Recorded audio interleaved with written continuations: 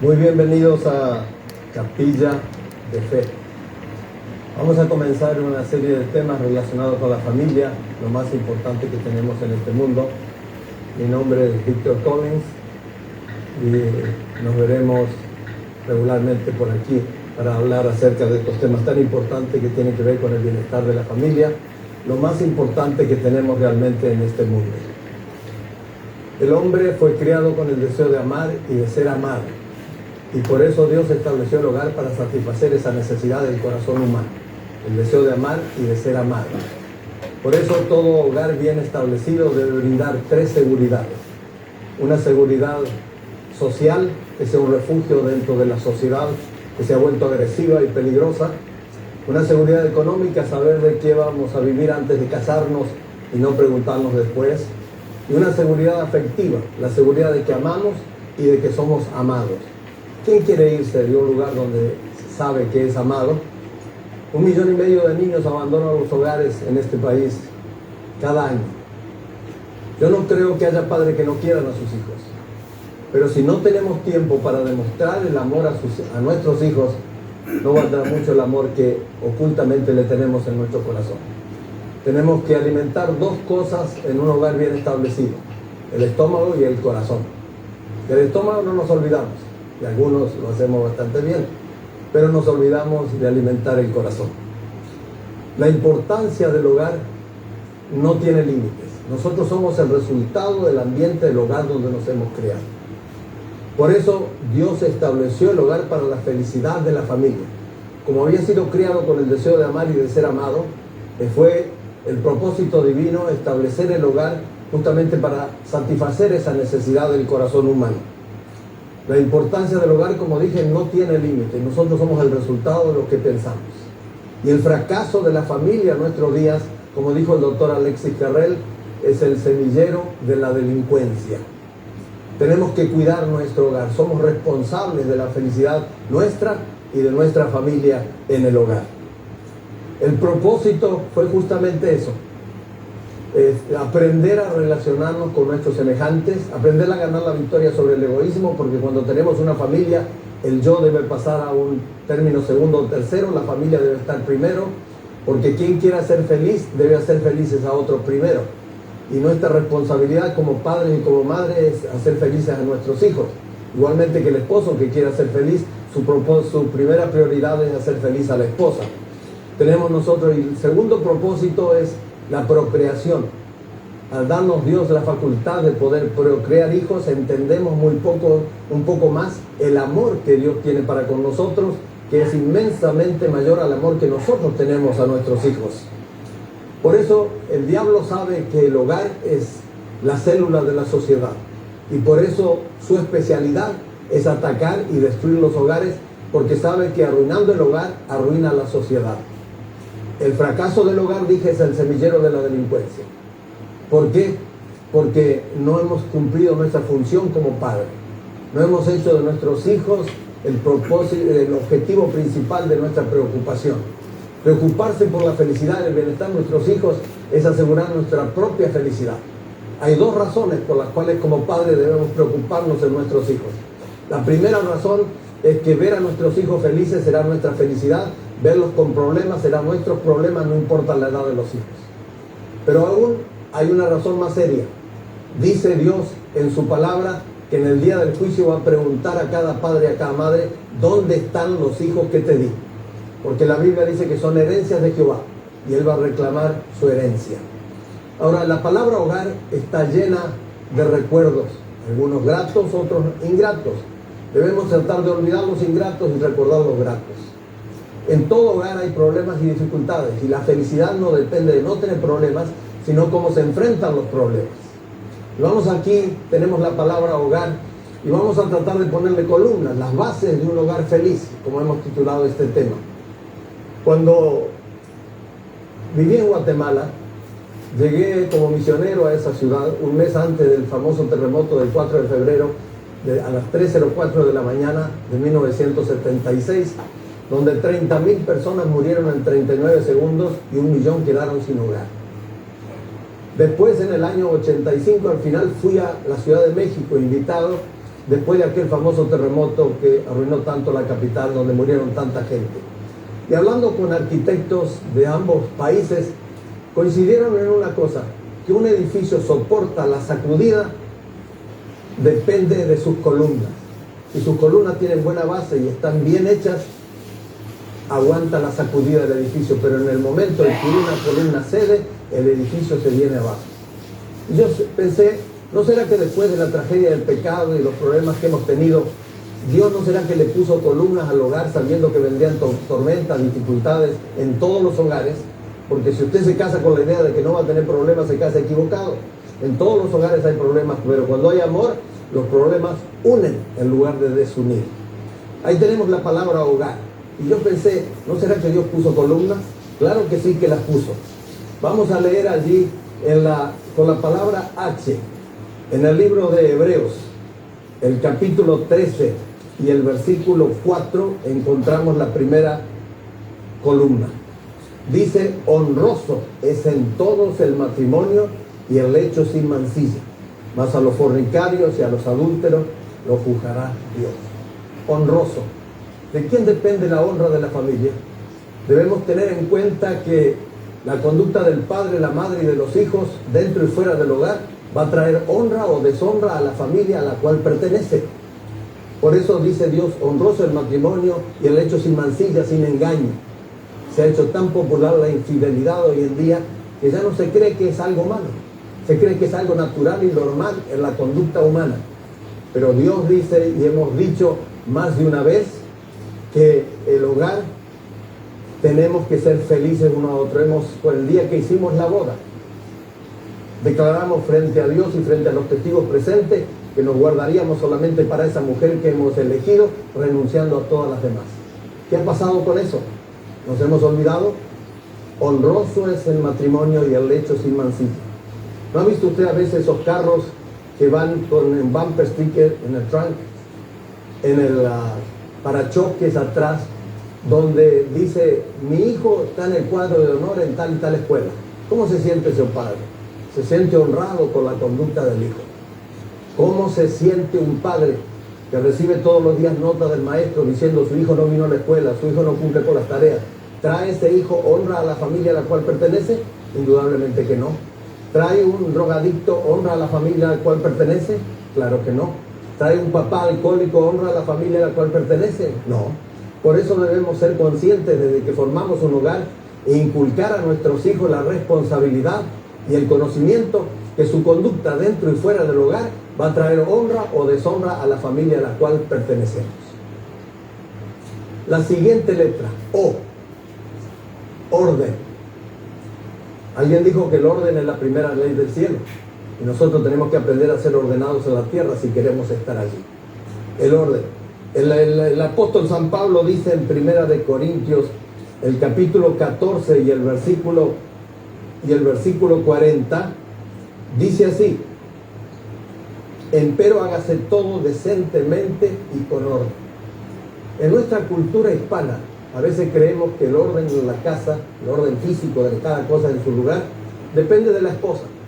Que la función del esposo y los hijos son desparramar y tirar y la esposa la de recoger. Porque si viene una visita y la casa está desordenada, ¿quién es la que pasa vergüenza? La esposa. Pero no es así. Todos tenemos que contribuir al bienestar del hogar porque todos formamos parte de la familia. Todos tenemos que aprender a honrar. Y todos tenemos que, porque si no, alguien se convierte en esclavo del resto de la familia. Y generalmente, ¿quién es? Es la esposa. Por eso es que tenemos que hacer orden y enseñar al niño desde pequeño, cuando juega con sus juguetes, que después que termine de jugar, juntar todos los juguetes, que aprenda a ser ordenado desde pequeño, porque un proverbio dice, instruye al niño en su carrera y aun cuando fuere viejo no se apartará de ella. Nosotros tenemos que tener cuidado con eso, enseñar a nuestros hijos.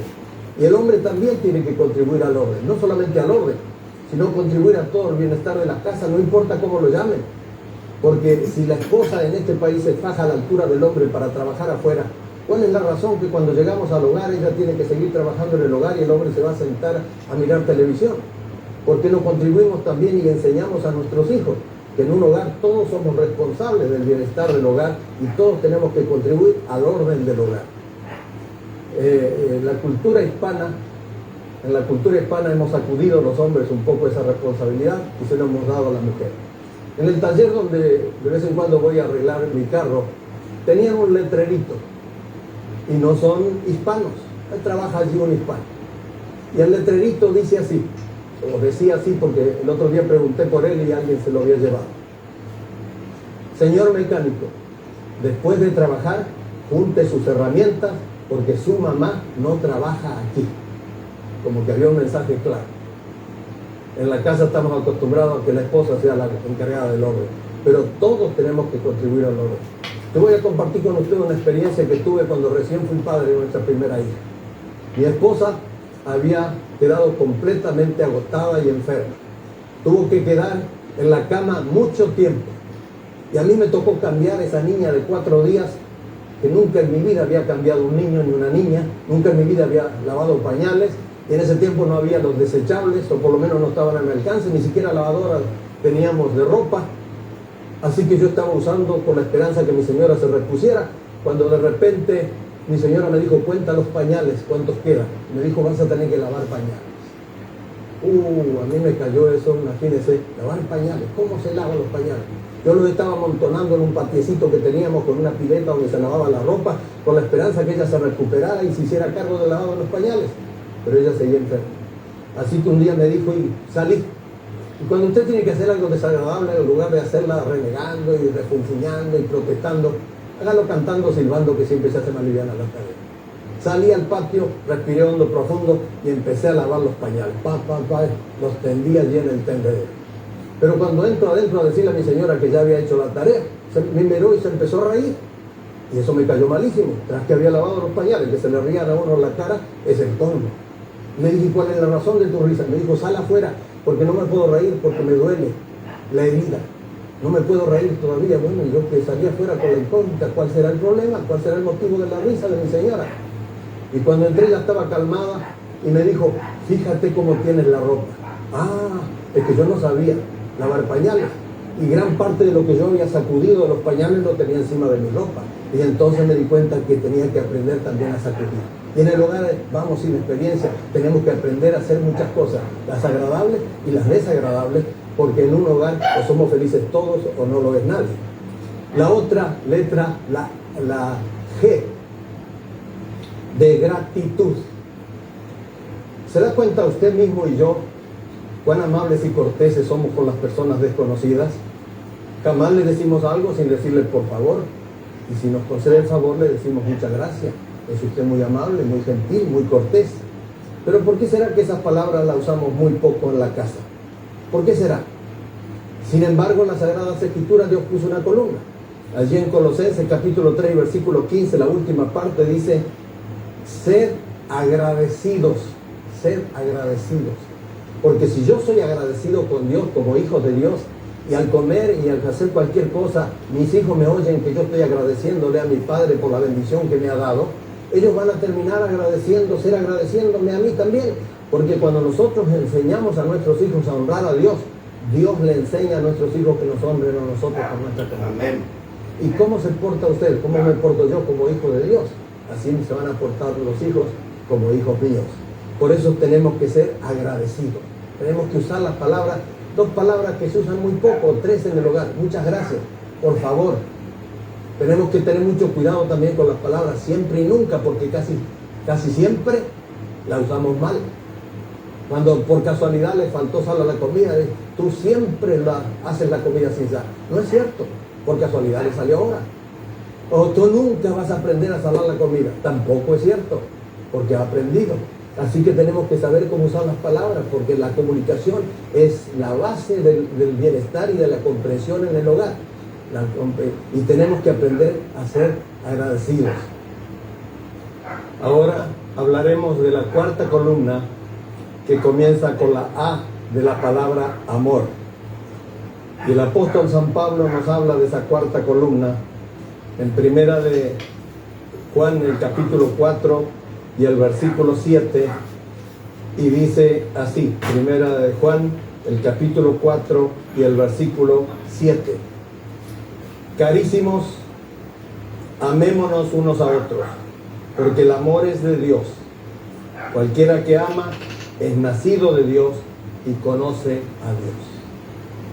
El amor es la base del hogar, pero el amor a la persona como es, no a lo que tiene, no al título, no al nombre, no porque ninguna otra razón más que porque la ama. Esa es la base del amor. Uno una vez se casó también, era muy joven, y se casó con una señora que le llevaba como 50 años porque tenía dinero, aunque él le decía que la amaba. Pero ella después de corto tiempo empezó a descubrir que el amor no era hacia ella, sino a lo que ella tenía. Así que cuando él decía, vamos a dar una vuelta en el carro, en el auto, ella decía, acuérdate que el auto está aquí gracias a mi dinero. Bueno, él se callaba la boca. Después, mientras andaban paseando por el carro, este restaurante sirve muy bien, ¿por qué no cenamos aquí? Y ella le decía, acuérdate que vamos a cenar y que vamos a pagar con mi dinero. Bueno, y cuando él estaba en la casa y decía, voy a mirar televisión, acuérdate que la televisión está aquí gracias a mi dinero. Y él, ya cansado, le dijo un día, no solamente la televisión y el carro, también yo estoy aquí por tu dinero. Y ahí se acabó el hogar, ahí vino el divorcio, porque no se había casado por amor a la persona, sino por lo que tenía la persona. Dijimos que en un hogar bien establecido hay que alimentar dos cosas todos los días, el estómago y el corazón. Que el niño no se vaya a dormir sin usted decirle que lo ama. Que la esposa necesita, todos los días necesitamos alimentar el corazón. El nuestro también, la esposa tiene que tener alguna palabra de cariño. Si cuando nos casamos, cuando éramos novios, éramos tan piropeadores, tantas cosas bonitas le decíamos a las novias, tantas flores le traíamos, ¿por qué después de casados no lo seguimos haciendo? ¿Por qué no seguimos cultivando ese amor? Nos olvidamos que hay un corazón allí que está pidiendo comida. Y sabe una cosa, es más barato alimentar el corazón que alimentar el estómago. Y sin embargo en este país a veces se nos va la mano en alimentar el estómago, pero el corazón está vacío. Tenemos que aprender a amar. ¿Que hay dificultades y problemas? Los hay en todos los hogares, claro que los hay. Solamente una vez alguien me contó de una pareja que hacía 50 años, en 50 años habían discutido sobre una vez solamente cuando se casaron y después nunca más discutieron. Me despertó mi curiosidad. ¿Cuál es la razón? Y les pregunté. Me dijeron que era un secreto. Y cuando me dijeron que era un secreto, más se aguijoneó mi curiosidad, porque siempre nos interesan los secretos. Cuéntame. Y finalmente contaron esta historia. Se habían casado en un rancho, en el campo. Habían hecho una fiesta y ahí salieron de luna de miel al rancho donde iban a vivir, pasar su vida, empezar su vida matrimonial, enancados en una mula. Había mucho cerro, muchas piedras. Iban muy encaramelados allí cuando de repente la mula tropezó una vez. Y él le dijo, va una. Y ella quedó sorprendida. Finalmente creo que yo voy a ser la mujer favorecida, porque mi esposo habla hasta con los animales, así que hablará conmigo. Después tropezó otra vez y dijo, van dos. Bueno, van dos, y ella no entendía nada, y finalmente casi al llegar al rancho volvió a tropezar una vez y le dijo, van tres. La jaló de la zanja de la mula, sacó la pistola y mató a la mula. Y ella se quedó sorprendida, pero qué barbaridad, nunca viste, quisiera ver a ti con dos personas arriba de tus espaldas, pobre animal, tantas piedras en el camino. Y le dijo todo lo que se le podía decir. Y cuando terminó su discurso, él le dijo, va una. Entonces dice que nunca más discutieron. No estoy recomendando este método, solamente estoy comentando con ustedes. Así que tenemos que alimentar el corazón todos los días. Y la última columna es religión. Religión, la última columna. ¿Y qué dice en el Salmo 127? Y el versículos 1 y 2 del Salmo 127 encontramos esta declaración. Salmo 127 y versículos 1 y 2. Dice así: si Jehová no edificare la casa, en vano trabajan los que la edifican. Si Jehová no guardare la ciudad, en vano vela la guardia. Por demás es que os levantéis de madrugada y vayáis tarde a reposar, pero comeréis pan de dolores. Si Jehová no edifica la casa, en vano trabajan los que la edifican. Usted podrá creer o no creer lo que Dios dice. Lo que nunca podrá es probar que Dios se equivoca. Y desgraciadamente Dios hoy no ocupa el primer lugar en muchos hogares. Contrariamente a lo que el Señor Jesús dijo, buscad primeramente el reino de Dios y su justicia y las demás cosas vendrán por añadidura, el diablo dice lo contrario. Primero la obligación y después la devoción. Primero el trabajo, tienes que trabajar. Y entonces, ¿qué pasa? No tenemos tiempo para cultivar el amor. Vale la pena dedicarle tiempo a la familia. Hay padres que me han dicho a mí con toda sinceridad: yo trabajo como un burro los 7 días a la semana porque no quiero que a mi familia le falte nada. Pero ¿sabe usted?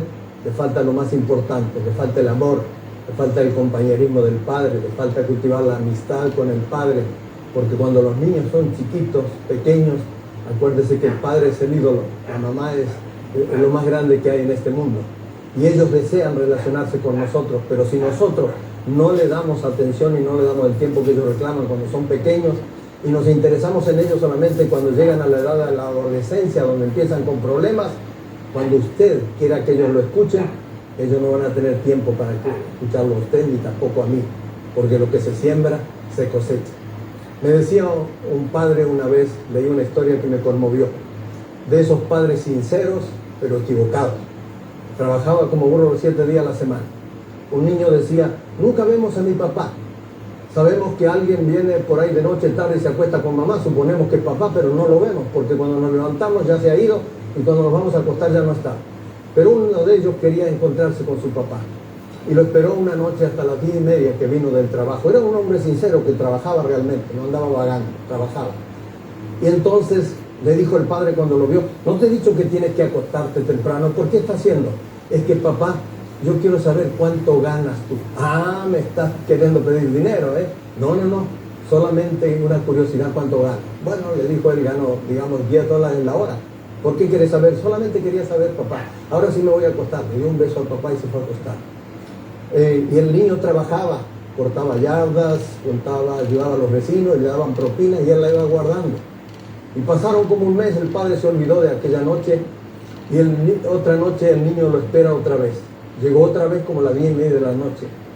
Y el papá le dice: otra vez levantado, seguramente necesita plata. Sí, papá, dice, ahora necesito $2. ¿Para qué quieres $2? Él dijo: es que yo, haciendo unos trabajitos entre los vecinos, he juntado 8. Y si tú me das 2, voy a tener 10. Y quiero comprarte una hora de tu tiempo. Yo te la voy a pagar para que juegues conmigo. ¿No es eso triste? Que el niño tenga que comprar el tiempo del padre en su inocencia para que el padre le dedique tiempo. Es bien invertido el tiempo dedicado a los hijos, porque la conducta de los hijos en el día de mañana van a regular su felicidad y la mía también.